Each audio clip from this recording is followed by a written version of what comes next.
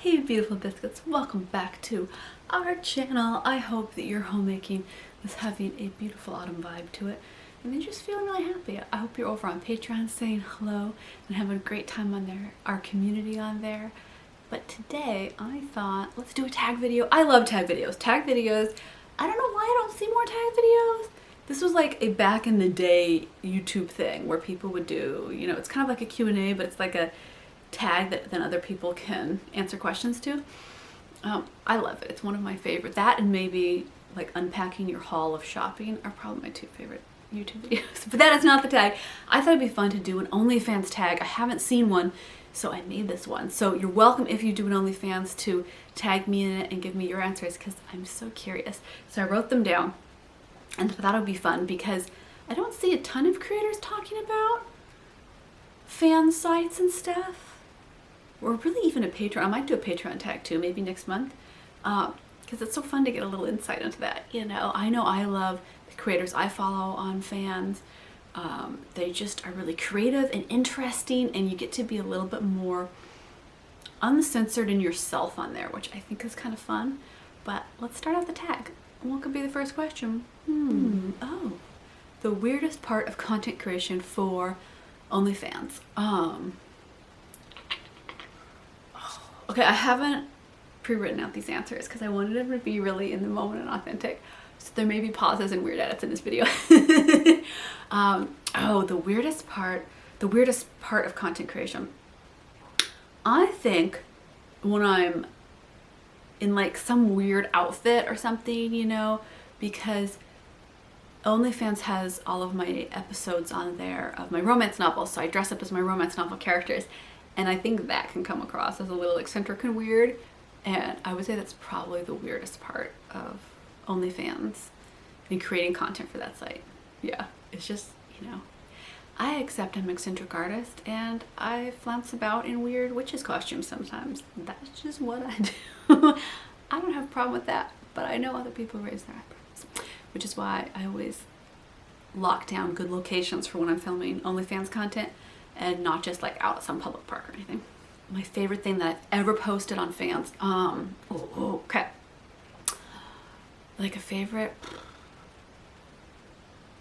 Okay, I did a really fun kind of genre matchup of a past life of one of my Witches in the Coven series in Which Way to Romance. And that episode was one of my favorites to like film and come up with the idea. I really liked that. It was great filming in the orchard. Yeah, I would say that one. That's what comes to mind when I think favorite one. So I loved that. There was just something so enticing about that Regency or a period of costume, of delicacy, and then kind of combining it with our paranormal romance themes. So I think that would have to be my favorite. The hardest part of being on OnlyFans. You know, okay, I know what it is. It's really hard to talk about it on social media. I feel like there's this big stigma, and I know there is because some social media like Instagram won't let you post links to it. I mean, you can technically, but then you get banned. You aren't supposed to. And I find that really weird that you can't post to a website. It's very weird. So I think that's the hardest part about being on a fans page is, or running your own fans page, is that you can't really like post links to it and stuff. And I don't understand that logic. I find that a little eccentric of social media that it won't let you do that. I don't know why, but I think that's the hardest part. Do people ask questions about being on OnlyFans? I don't think so. I think fans pages are like, they're really mainstream. A ton of people have them or subscribe to creators on them. I feel like it's as mainstream as Instagram and Twitter and YouTube at this point.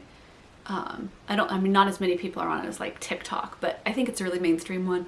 I don't get asked a lot. I think everybody knows what it is. And then it's got like a really wide berth of what genres are on there. Yeah, no, I don't find that people ask me questions. Maybe that's just my demographic of people that I run into day to day, but I don't find that I do.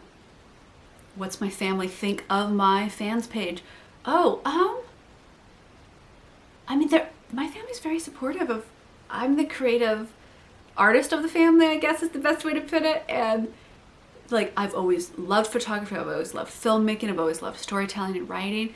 Like, that's been true since I was a little kid. And so everybody's like, oh, this makes total sense that you're in this field, and are very supporting of it. I mean, I've had family members recommend friends of theirs that want to get into acting for some of the casting roles for my erotica romance series.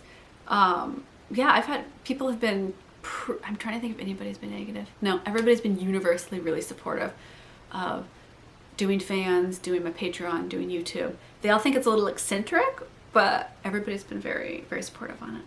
The best topics for a fans page, whatever you're passionate about. I started out, and I still have this page, but I need to start updating it more, but it's got a lot of great back catalog content, is my Only Rose Kelly page on fans. And that's like all workout, body positivity, yoga, stretching, limber moves. I love that. That's how I started on the fans. And then I also created my Rose Kelly PPV page, which then kind of has all my creative like streaming series and burlesque photo shoots and things. So it's what you're passionate about. I create content about stuff that I really love to talk about or share or just enjoy making, because life's too short to create things that you don't like or you aren't proud of or don't fulfill your spirit of joy. And that's been a really important lesson for me. Not lesson in life, but a really important mantra to go through in life of, is it bringing me joy? Is it bringing me happiness? Is it adding happiness to my life and to other people's lives? Then it's something good to create. So whatever genre you love. The strangest DMs or emails I've gotten on OnlyFans, I think it's the rate the willy people. That's always the weirdest. Like, why would anyone send unsolicited photos of their lady or man bits to somebody and ask for a rating? That's just very strange. Maybe if you have like a dialogue on with somebody and you're like, hey, this is an area that I really want to discuss, or I want like positivity on, could I send you this? But just unsolicited, I found that's the weirdest. But that's true on all social media. People just send their bits photos and I'm like, no, that's never a good idea. That's just stupid. Yeah, don't do it. Why I started OnlyFans? Ooh, that's a good question. I think I was looking for creative outlet. You know, YouTube is really narrow in what you can post and what you can talk about, and the language you can use. I mean, you can't really cuss on YouTube. And, you know, I've been writing romance novels for several years now, and I really wanted to find a place where, you know, I could share content that was like the books that I was writing. And I love my Patreon. My Patreon is so much fun, and my Patreon is like my community of people that I love talking to every day.